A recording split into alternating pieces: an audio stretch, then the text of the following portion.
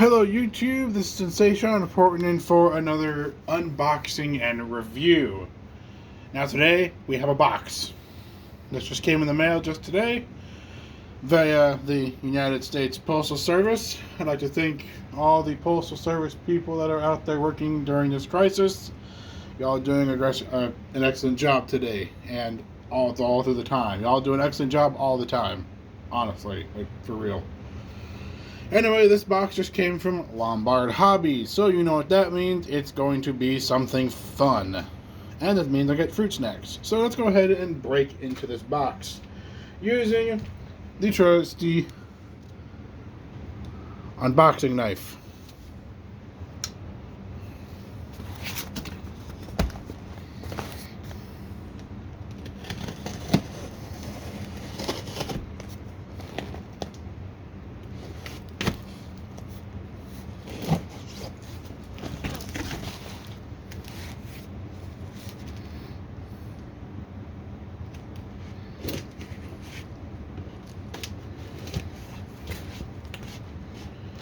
You know, use the Boy Scout method of cut away from you whenever you cut with a knife.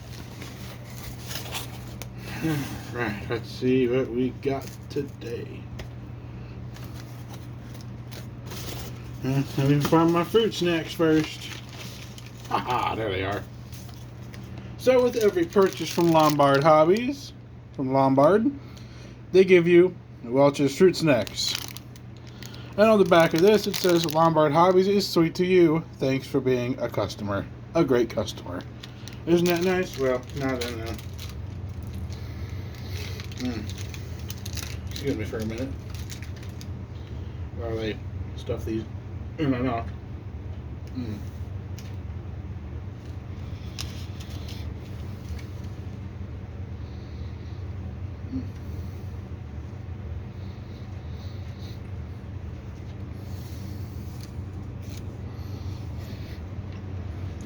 Okay, so as you can see,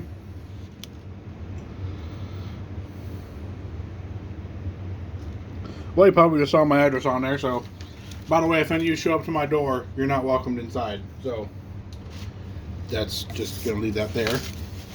Now then, you can probably already tell what's in. It's a red box. It's got to be something from Riverossi. Yep, definitely something from Riverossi. I think Lombard may have got my order wrong, because I don't think I ordered something from Riverossi. Not that I remember, anyway.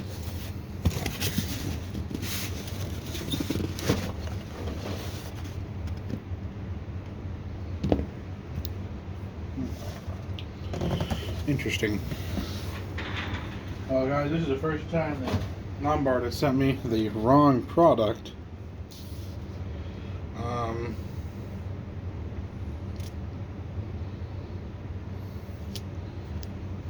Hey, get this. Just kidding. They didn't send me no Riverossi. That's right. We got some Scaletrains Dash 9s in the house. Oh, I forgot. They got the seal of approval. Well, let me get the seal of disapproval knife out, which is my brand new Tac Force knife from the Diesel guys, from the Diesel Bros.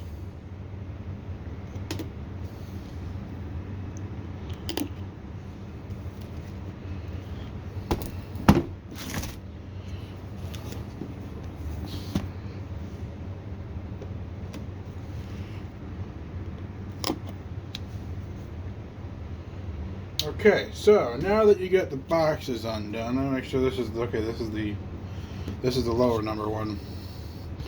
So yes, I bought two. These are the Scaletrains Rivet Counter series. So as you can see here, it's a prototype Scaletrains.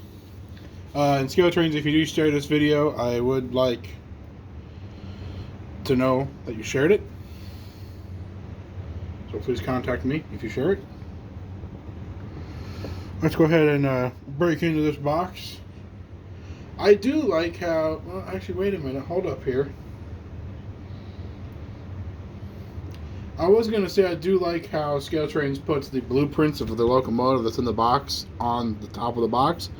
But doing more inspection, it's actually, we have the turbine on the far right. We've got, looks like a NS C39, possibly a Dash 9 somewhere in here, or maybe a Tier 4.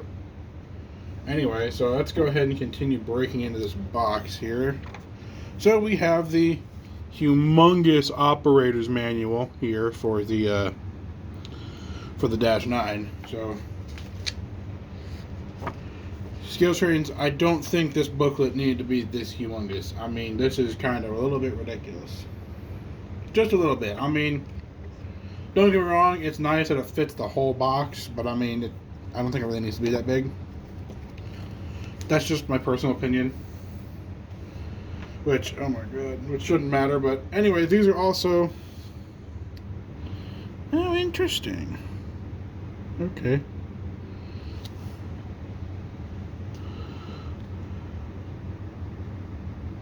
Must be a defect from the factory. A sunshade already came off of it.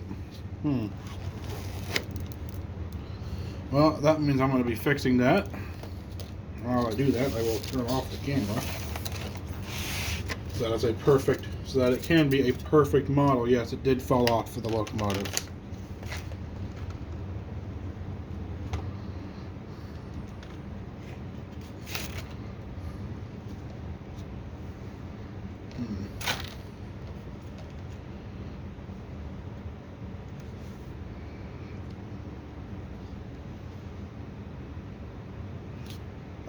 I will fix that sunshade right there, and then we'll get back into it.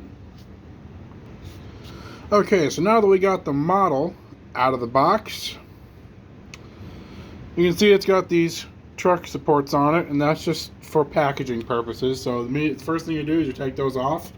You want to keep them, though, in case you ever decide to move the model around again. Definitely want to keep them. Let's see, some other details that I really do like. Oh, that's cool. They got a spare knuckle on the truck rather than on the back in the front. Well, I guess I didn't have one in the front. Oh, cool. It does have the disc touch in the right spot. That's awesome. It looks like all the other details are there, too. I'm going to go ahead and set this bad boy on the track right now. And I'm just going to let him sit right there for now. And then I'll get the other one out of the box so we can get going on this review. Alright, so now that we got these two engines out of their boxes, now we can go ahead and start reviewing them. As awesome as they are. Now, you know, the only downside I do have of this is that sunshade came off before I even got it, so that's my only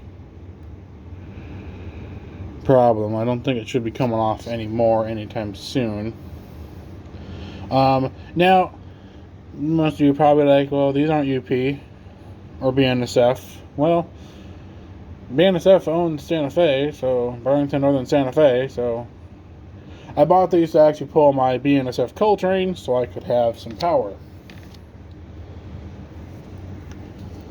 So let's go ahead and continue on. Let's see. All the details look pretty much spot on. There are some key differences per the prototype. 600 over here, or 666, the double engine, has its handrails separate here. There's a little separate right there. But that's per the prototype. And number 600, being I would assume the first version of this, has the solid handrail that goes almost the length of the bonnet here. Some other key differences on both engines, and both these are Scaletrains, so keep that in mind. The other key difference is, let me take autofocus off. Right there, that's one difference, and that's the other difference. The horns are the same, the exhaust is the same, and the radiators are the same. Even the brake wheels are the same, and pretty much the car body is essentially the same for each locomotive. There's really not a whole lot of difference here. Like I said, though, the difference is on this one being, you know, that handrail, the grab iron right there, versus the grab iron on this one, which is solid, not quadruple like the other one. Those would be my key differences there. So now, let's see if I can spot any other differences. I'm not able to, so I'm going to say, well done, Scaletrains. Congratulations, you have impressed me yet again with these. I think these are the Gen 1s, the first runs. However, they do have a metal coupler on both the front and back, which is really nice to know, because my turbine also has metal couplers, so that's really good. So I really do like the fact that they have metal couplers and not plastic ones like you find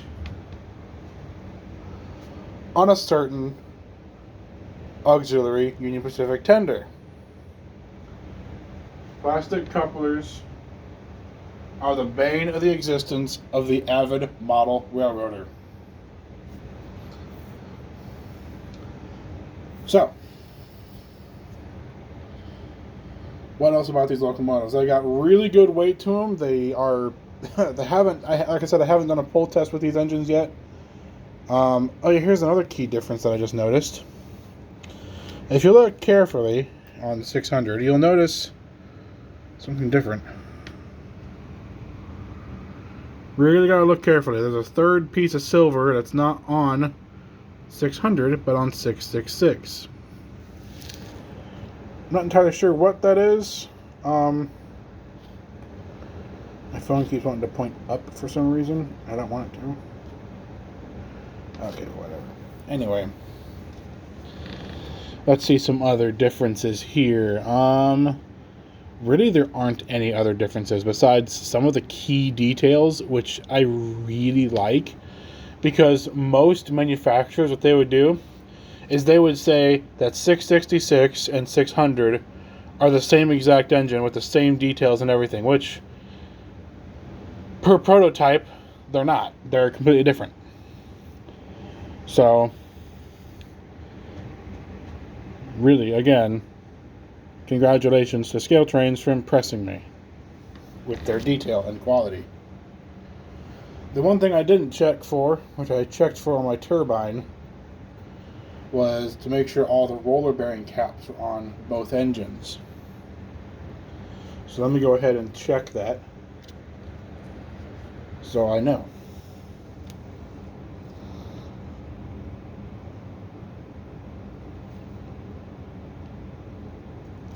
Okay, that one's got them all on. 600 is good. Now what about the Devil engine?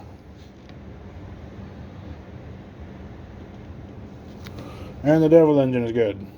So we got all the roller bearing caps on them. And they do also have all the chains on, which is also a good thing. So, let's go ahead and turn the lights on these units. Now both of these are programmed to address 3.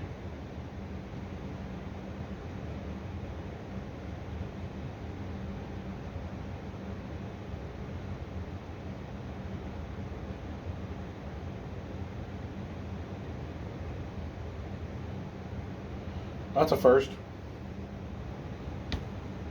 Okay, well, let me just do this then real quick. I mean, I'll pause and come back. Alright, so now that we got track power on and that we got everything on, I've got to say, oh, be quiet. I've got to say, I'm pretty impressed with how these lights are working right now. There's kind of some little key differences here with how I'm used to my decoders working. Is I can usually turn on all the lights with the locomotive off.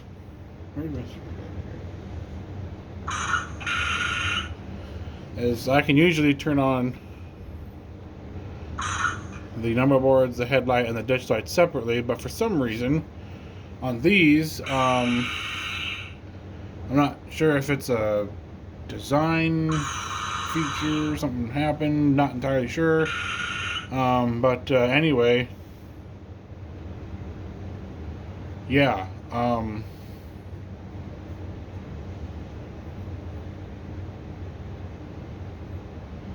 Not sure if it's a decoder thing or something. I'm not sure. So anyway, I guess I'll just do it without the number boards on right now. The headlight is nice and bright, which is always a plus. And from the side, you can't see that it's on until you put something in front of it. So ditch lights are nice and bright, and they're right in the middle of the headlight of the ditch light housing, which is what you want. The interior actually looks pretty damn good. Not gonna lie about that. It looks really good. Now that I'm kind of eye level with the model, I do see a little bit of glue marking in between the car body and the frame, but maybe that it could just be the way my light is. So I'm gonna give the benefit of the doubt and say it's my head and say it's my lights in my basement that are doing that. Other than that, the detail is actually pretty amazing on these engines. And like I said, they weigh a ton, so let's go ahead and get these locomotives started up. We're going to go ahead and start up with number 600 first.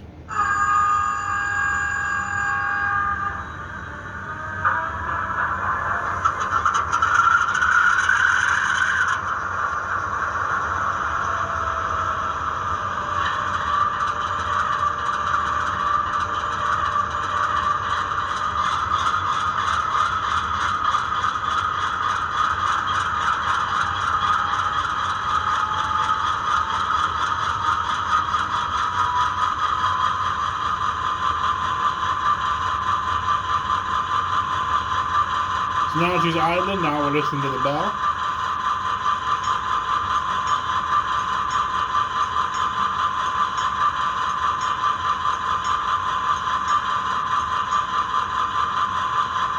Then the horn.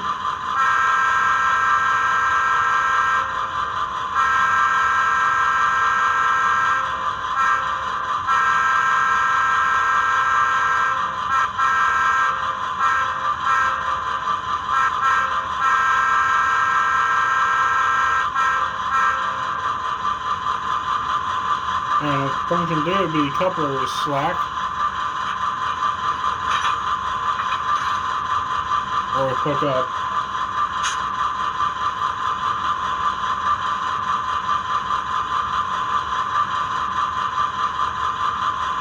Five, for some reason, turns the headlight and ditch lights off.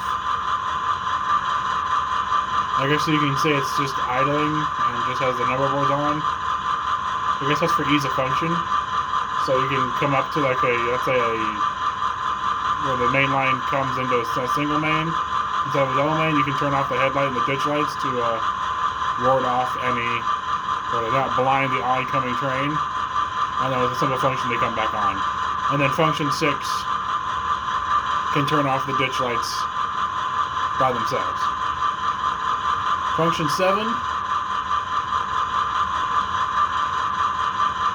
Not entirely sure what that one did. And then obviously function 0, you can control the headlight by itself. I do like function 5, being able to turn off the headlight and the ditch lights at the same time with a simple flick of a button. It's kind of nice. It's going to take a little bit to get used to because all my other engines are like, ditch lights are 5 and number boards are 6, so I'm going to be pressing 5 and 6 a lot. And then the headlight and ditch lights will turn off, and I'll be like, what the hell's going on? Yeah, so anyway, it'll be funny to watch. Guaranteed. Let's go ahead and start up 666.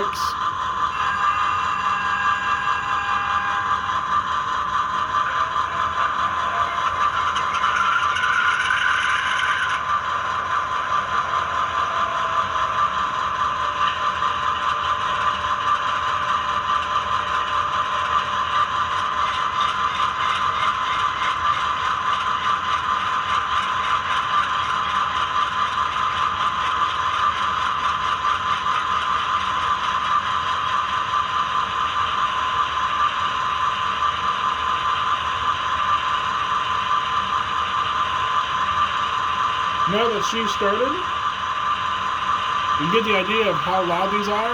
Now also these, I believe, also have the version 5 lock sound in them. I'm not entirely sure if these are version 5 or version 4. I suppose I could look and see what they are.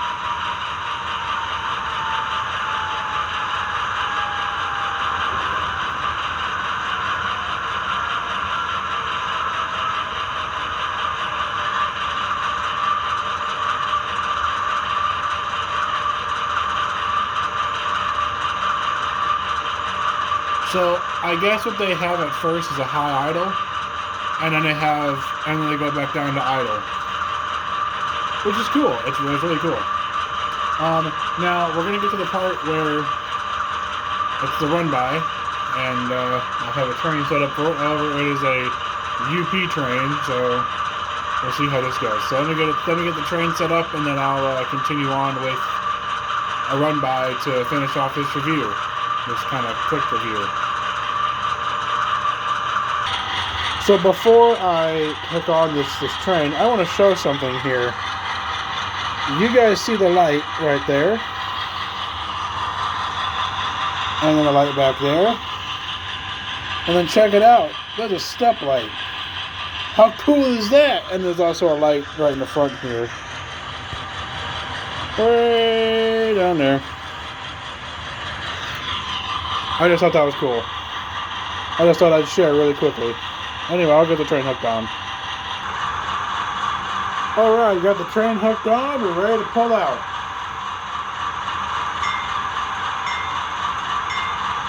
Santa Fe 600, you are clear to depart. Over.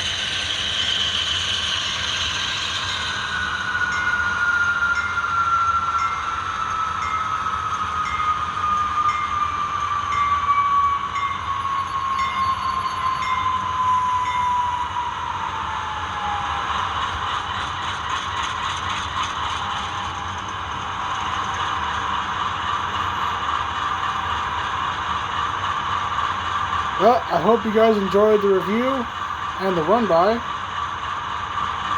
I'll see you again in the next one.